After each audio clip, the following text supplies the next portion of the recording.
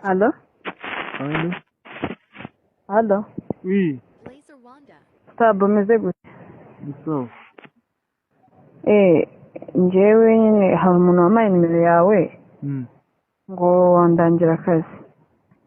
Wowe witwa nde? Njyewe nitwa Alice.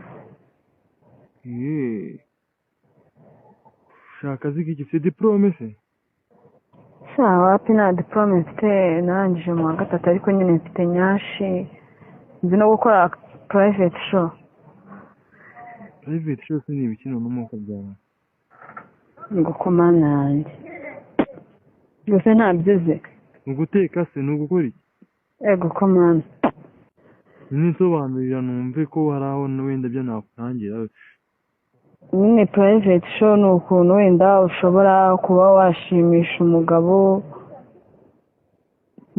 nyine mugakora private show, nyine ibintu byihariye, nyine show. Ndumiwe. Ubu ni ubusambanyi. Yose kese nimba ari wenda nkurangiye nk'ibyo mu mansuzi muri bare cyangwa mu biti byose. Ese ndashaka akazi k'uburaya cyangwa ubumansuzi. Ubwo se hari ahantu se ibyo bintu bajya babikoresha mu Rwanda wenda nk'akazi bakagahembera ku kwezi? Ndumva nawe rwose sinzi ibintu uri kuvuga ntabwo byerekeye. Ubwo ndumiwe.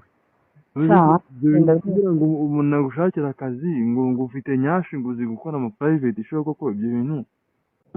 Ibintu hari ahantu bikora koko muri kino gihugu we. Ego komana yanjye shabwo waransekeje ubundi ubaheye. Ubwo naragowe ngewe ubwo biba binandenze. Ntakugora ubundi ubaheye ubundi wowe i Kigali. Urifasha uramamagara ngo ufite ngo nyashi ngo uzi no gukora ama private show. Ibyo bintu byaryaye koko. Yagenda. Blayzerwanda.